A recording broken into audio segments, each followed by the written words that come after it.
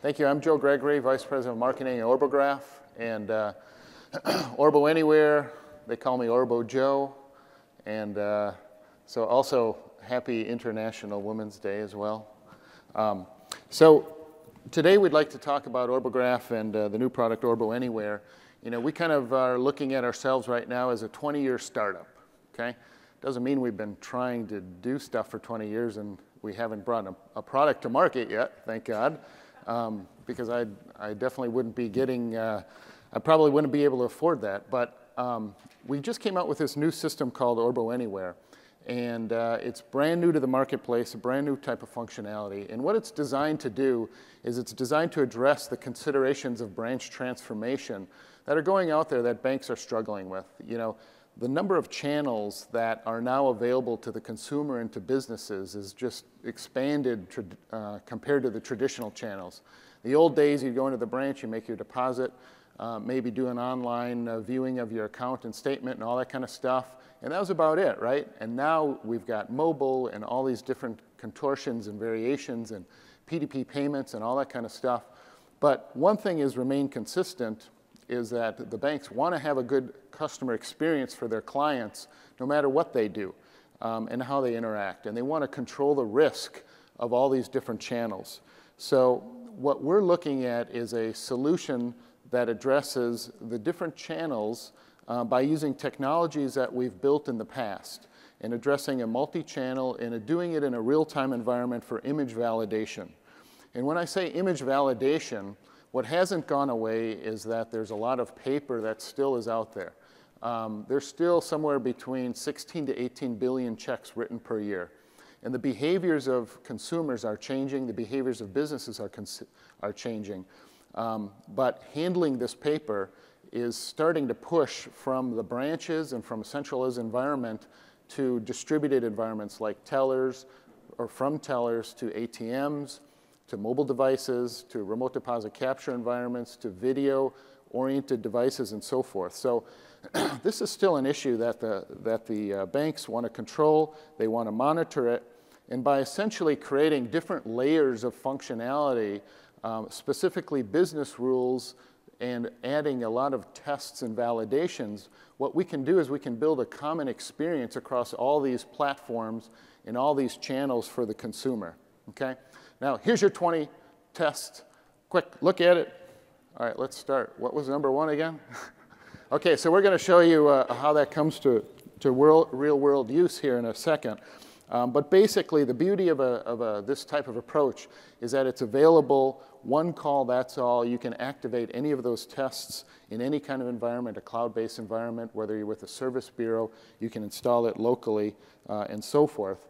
And last but not least, when you think about it, extracting all the information from a check or from a money order or from any kind of negotiable item, there's a lot of different uses downstream and real-time that can be applied. So what I'm going to show you now is how the system translates all these different tests into results that a financial institution can use either real-time or downstream. So first of all, here's an example of a check that was deposited, let's say, at a kiosk, okay? And what we're going to do is we're going to look at all the different aspects of this check, everything from the amount to the payee, who it was made out. We're going to compare an account holder name to who the check was made out as well. So this is Acme Supplies. And we're going to validate the amounts of these items. Let's say, for example, that this item was supposed to be $75 according to the consumer. They went to the ATM and they entered 75 bucks, okay? Well, what I just did here was I just hit against the Amazon server that we have our system implemented on, and I verified that that indeed was not correct. So this is a big problem for banks because when you have self-service channels, you have risks involved in items because they're not viewed by humans anymore. There's no validation taking place. So we're trying to validate all the qualities, all the different fields of the item from an automated perspective. You know, business checks are still very predominant in B2B payments and so forth. So we've focused a lot of work in the B2B, the business check side. So there are nuances within these images that can dictate whether the item should be paid or not be paid, or at least should be reviewed.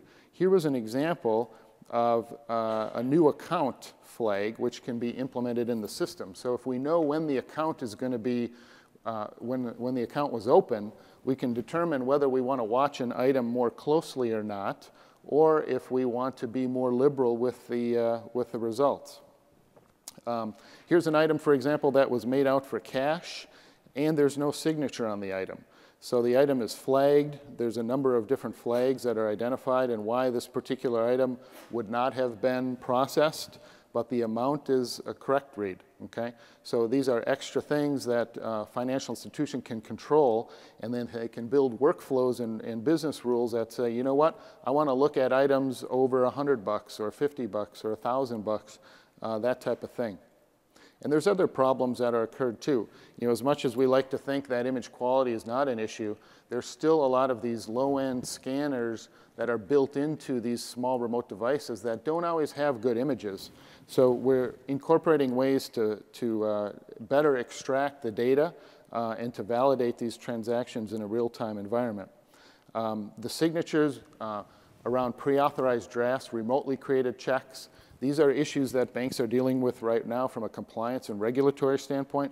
They want to know when an RCC item comes into one of their particular channels, okay? Also, from the standpoint of personal checks are still a common P2P usage. We want to validate that the payee is actually written out to the right person. Here's one that was Orchids. Let's say that it was a third-party check, but let's say it was supposed to be for Joe Gregory. And I'm going to process this one, reprocess it. So the system would kick it out and say, hey, you know what, this particular item is not made out to the right person. And lastly, money orders. Money orders are always a pain. The banks want to keep an eye on that. Thank you very much.